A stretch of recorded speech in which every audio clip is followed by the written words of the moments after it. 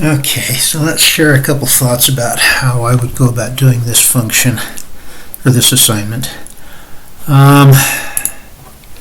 So we say formula equals input, please input a formula. Ooh.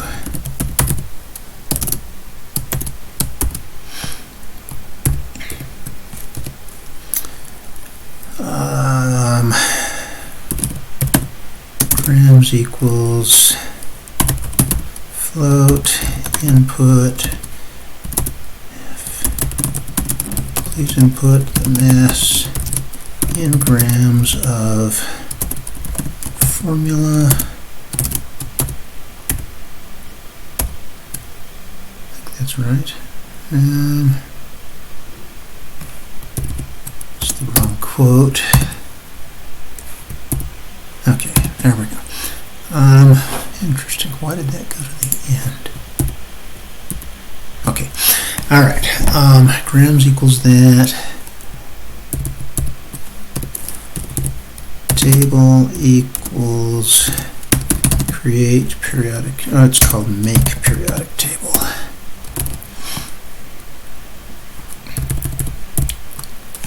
Call it parse formula. So.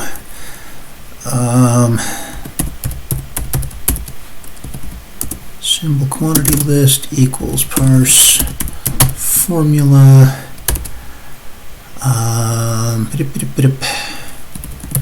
formula table.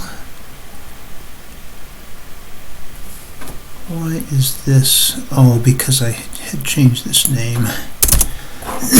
All right, there. Compute molar mass. So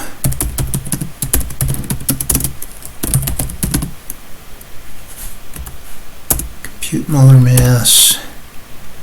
I think it's symbol quantity list table. Number of moles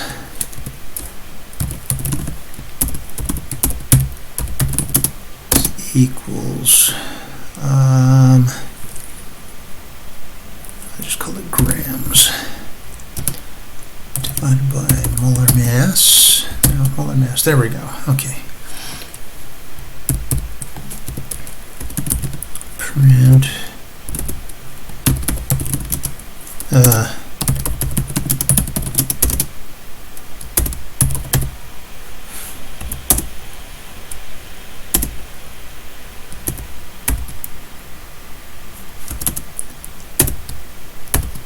okay.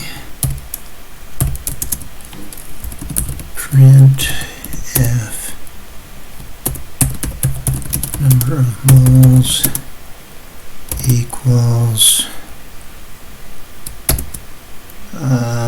number of moles. Okay.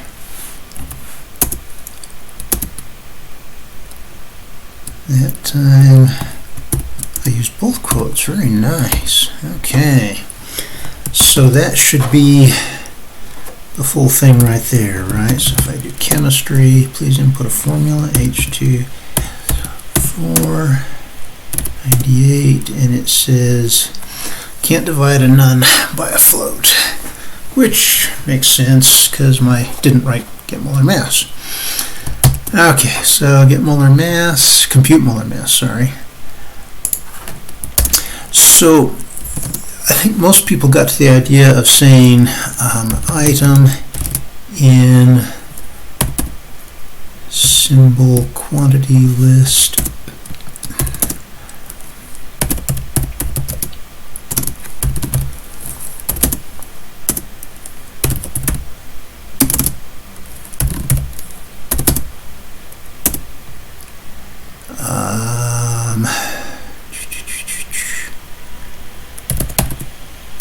mass equals, and that's when you get the periodic table dict sub symbol sub 1 times count total mass plus equals mass. And yes, indeed, that's how I always write code. I usually forget to write the accumulator first. So total mass equals 0, and then return mass. So I think most of you had that. So let's see what happens now. H2SO4, 98 molar mass. That's not right, because oxygen has a mass of 16, so that's 64 right there. So I did something wrong. Nice.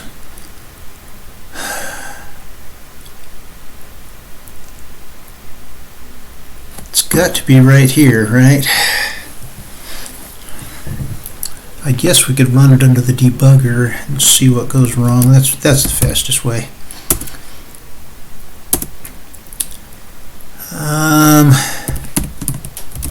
Break in, what's it called? Compute molar mass. Okay, so run. Oh, continue.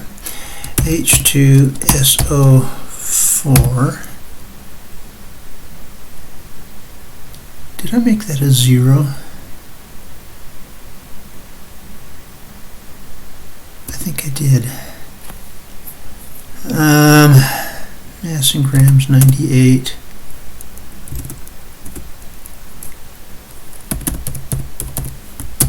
Symbol quantity list H2SO4.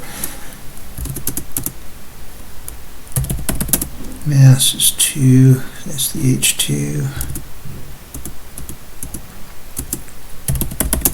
Mass is 32.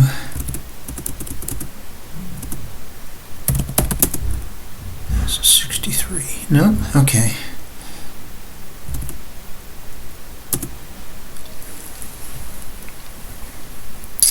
So let's try that again. H2SO4, 98.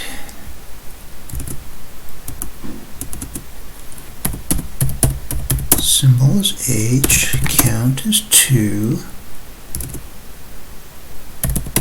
so mass is about 2.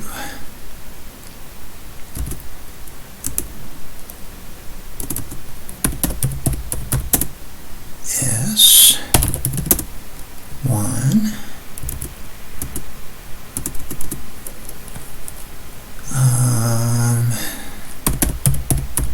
symbol is O, count is 4, total mass is 34, mass is 63. Oh, come on, reading, return mass, seriously? Okay, well, eventually I would have recognized it. Okay, let's try that again. H2SO4, 98. There we go. Very good. Okay. Now I said there were a couple things I wanted to show you. First off is in this loop, this works obviously. There are lots of other ways of writing it, but more efficient would be the Python idiom which says, and then I can get rid of those two lines right there. And as far as debugging goes, this is still pretty complex because of this statement right here. I really probably should do atomic mass equals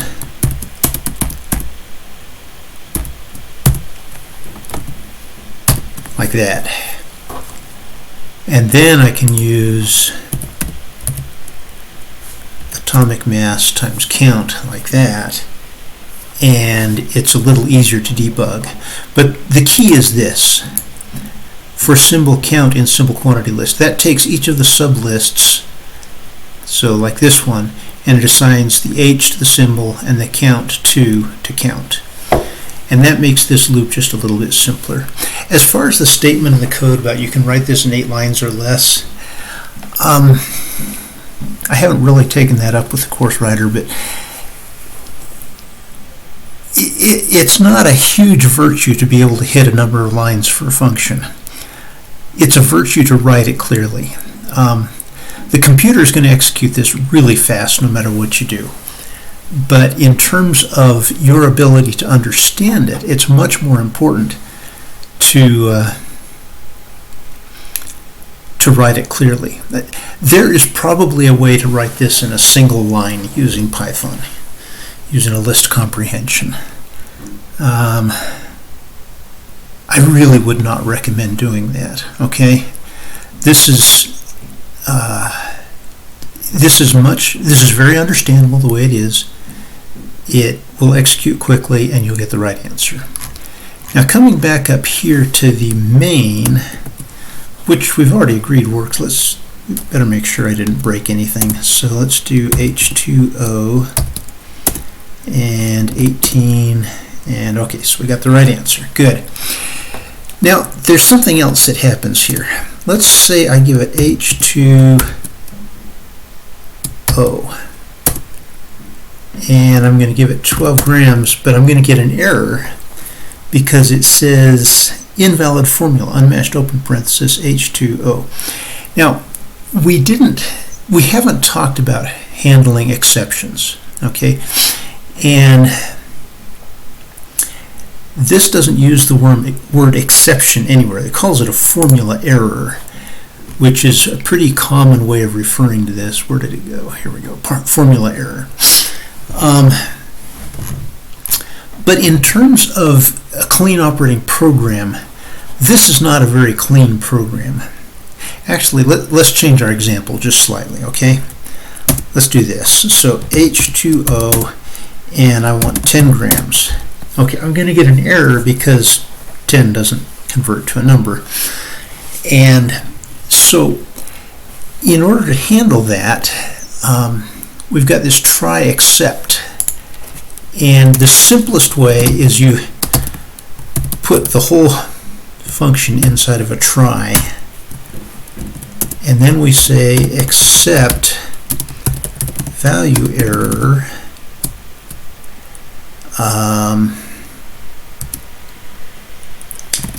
and I'm going to go ahead with as VE, which takes this value error right here and binds it to the variable VE.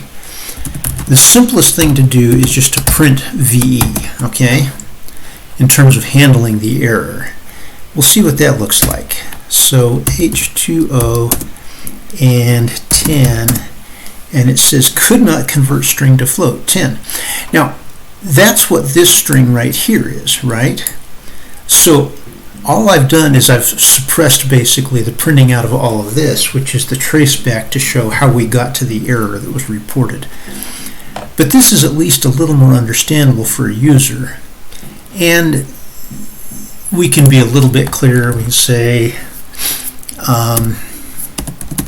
error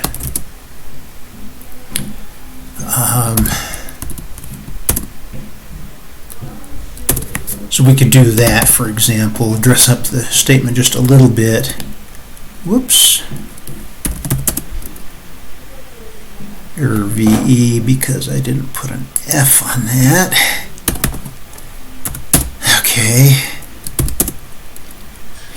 H10. Error could not convert string to float, 10.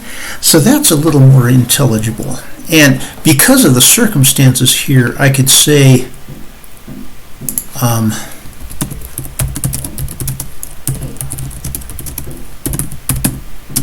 I know that that's what's going to trigger this error, okay? Problem with number of grams, could not convert string to float, 10. Now let's go to the formula error. And so we're going to put another except formula error as FE. I do use short names for errors like this. That's not a very descriptive variable name. I guess it would be better to say, formula error or something like that. Okay. So we start off by just saying print formula error. So now we run this again, and invalid formula, unmatched open parenthesis, H2, comma 2. So this is the information that's contained in the formula error. And so you'll notice there are 3 elements in this tuple. There's a string, there's the formula that I entered, and there's this number 2. What is that? Actually, if you look at the code down here where value error is raised, you can see what it is. If we experiment with it, we can also get a good idea. H2SO4.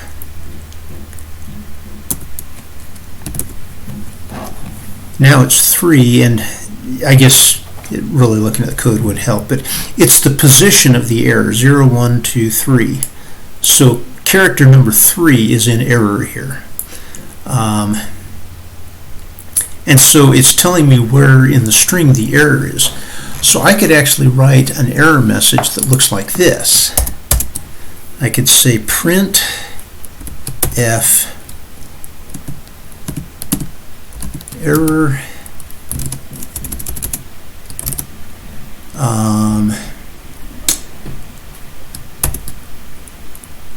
let's see, formula error sub 0 is the string.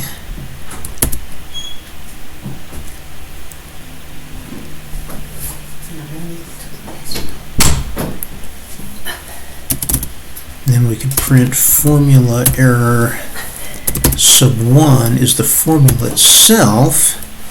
And then we print out a new line, and now we can print out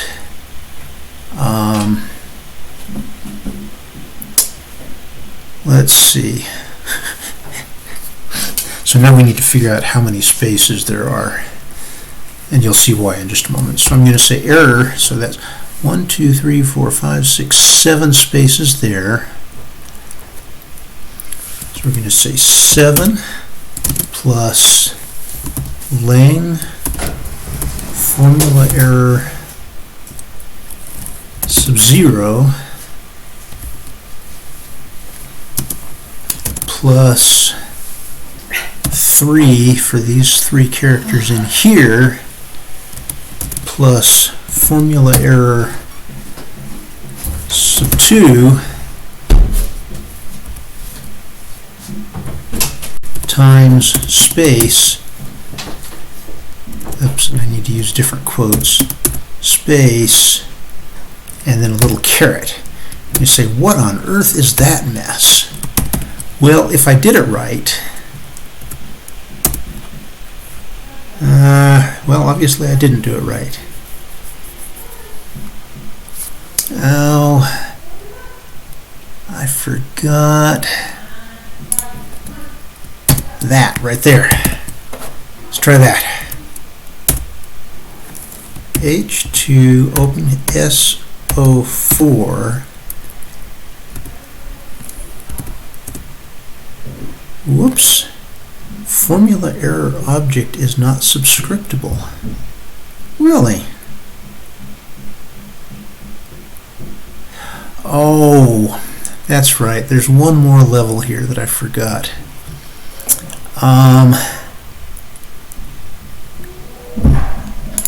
I think it's, I should call it a tuple, equals formula error dot value, I think.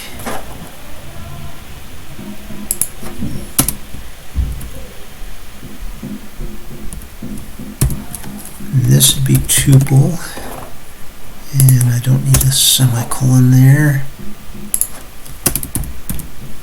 And this would be tuple.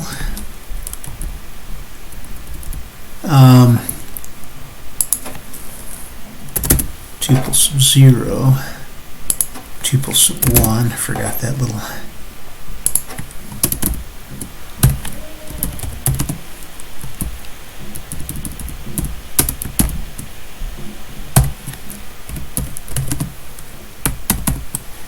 actually, that's because the line is too long.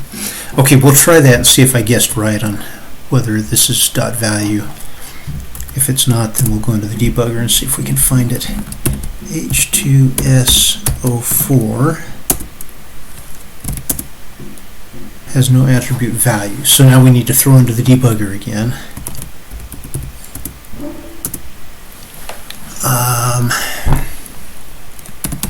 I want to start over on the debugger.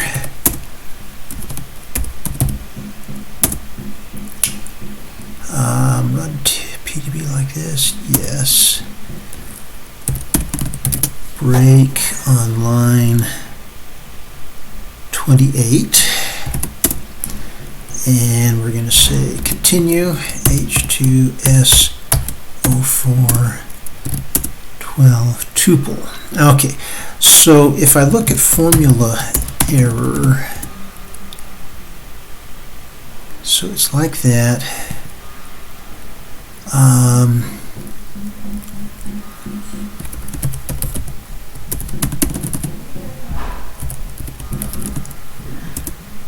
Has no attribute value.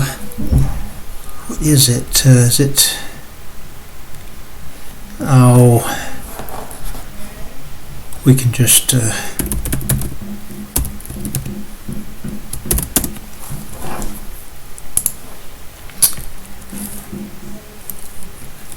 Python dict method. Let's take that.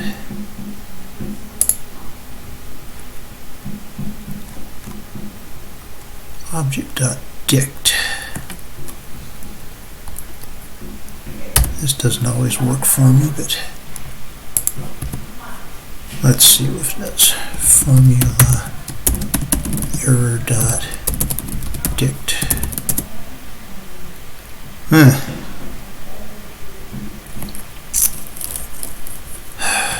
So that didn't work, so we come back to here and we say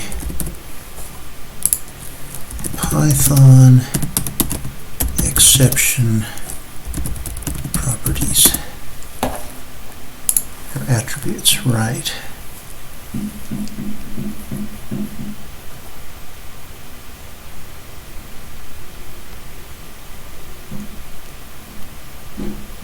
dir e. Okay. Oh, and it's not a method. Okay, so let's try dir e.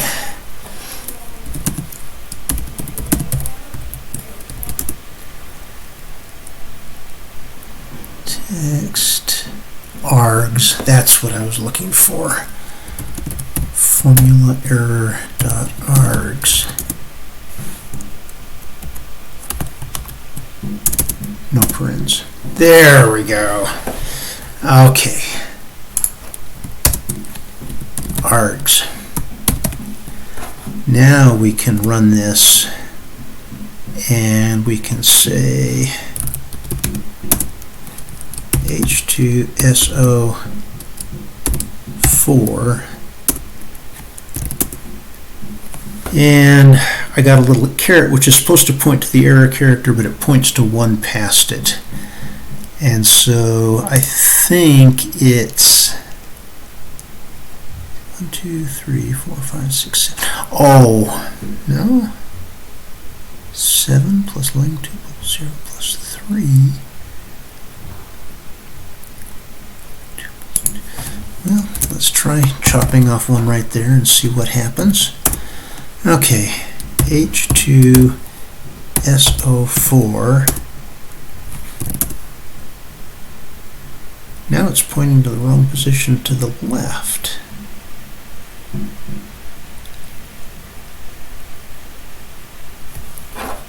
Alright, so 1, 2, 3, 4, 5, 6, 7. Length of tuple sub 0 should give me that. 1, 2, 3. Tuple sub 2 is the offset.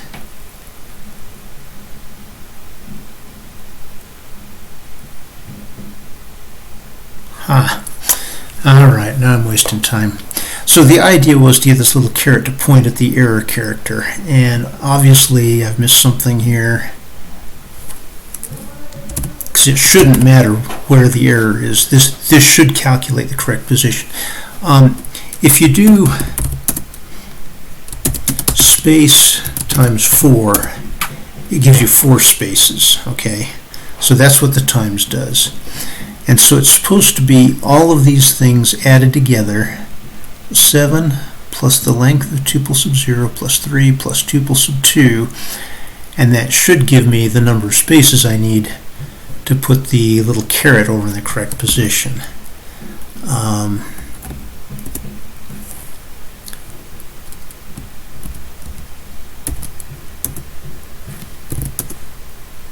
So that time it points to the correct character.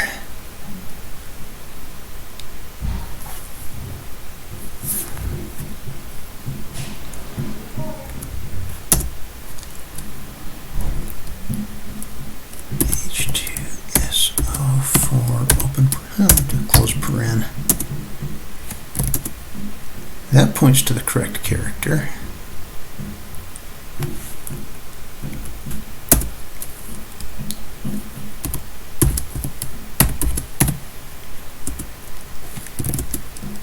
That points to the correct character. So most of the time this is working.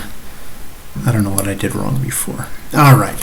So that way I've got a much more meaningful message for the error. So when you're testing your code, try putting in unexpected values.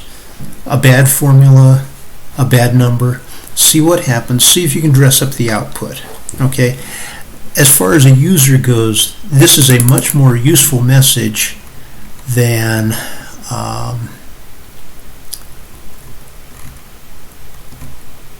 let's see. Well, than any of these, right? There we go.